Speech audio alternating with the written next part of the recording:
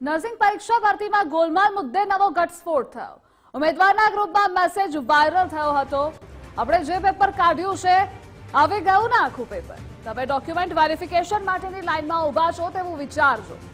વનરાજસિંહ ચૌહાણ નામનો યુવક આ મેસેજ કરતો હતો। ઉમેદવારોએ પેપરમાં ગેરરીતિ થઈ હોવાની ફરિયાદ કરી હતી। આન્સર શીટ પર બારકોડ પણ લગાવ્યા ન હોવાની ફરિયાદ હતી। સંવાદદાતા રાહુલ જોડાયેલા છે। રાહુલ, નર્સિંગ પરીક્ષામાં ભરતીમાં ગોલમાલ મુદ્દે શું ખુલાસો થયો? બિલકુલ, જે પ્રકાર નર્સિંગની પરીક્ષાની જવાબભાઈની અંદર જે કૌભાંડ સામે આવ્યું હતું અને ફરી એકવાર એક જે છે નવો જે છે મેસેજ જે છે સોશિયલ મીડિયા વાયરલ થયો હતો, જેમાં વનરાજસિંહ ચૌહાણ નામનો જે યુવાન છે એ તેમનું જે એક નર્સિંગનું ગ્રુપ છે તેની અંદર એ પોતે મેસેજ જે છે વાયરલ કર્યો કે તમે એક્ઝામ સેન્ટરની બહાર ઉભા છો એટલું વિચારતા નહીં, કારણ કે તમે ઓર્ડર લેવા ઉભા છો, ડોક્યુમેન્ટ વેરિફિકેશન લાઈનમાં ઉભા હોય તેવું વિચારજો।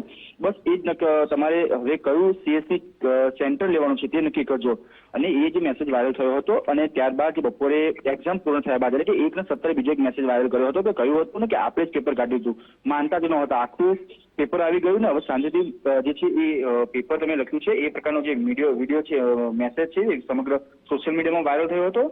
અને જે પ્રકારની ઘટના બની હતી કે નર્સિંગનું જે પેપર હતું પેપરની અંદર જે છે ગોટાળો સામે આવ્યો હતો। ત્યારબાદ જે ઉમેદવારો છે તેમના પણ જે વિડીયો છે આક્ષેપ કરવામાં આવ્યા હતા અને કે જે પરીક્ષા લેવાઈ હતી ત્યાં ઉમેદવારોને બારકોડ સ્ટીકર પણ લગાવવામાં ન આવે, કારણ કે જ્યારે ઉમેદવાર પોતાની પરીક્ષાનું જ્યારે જવાબ લખતો હોય છે ત્યારે QR કોડ અને જે બારકોડ સ્ટીકર હોય છે કે જે પોતાનો આન્સર કી નંબર અને જે સીટ નંબર હોય છે તેની પર બારકોડ લગાવવામાં આવ્યો હતો, તે બારકોડ પણ લગાવવામાં ન આવ્યા તેવા જે ઉમેદવારો દ્વારા પણ આક્ષેપ કરવામાં આવ્યા। એટલે કે જે પ્રકારે જવાબપહીની અંદર જે પ્રકારનો કૌભાંડ જે છે બેદરકારી સામે આવી ત્યારે હવે વધુ એક જે વિડીયો છે જે મેસેજ છે એ સોશિયલ મીડિયામાં વાયરલ થયો છે।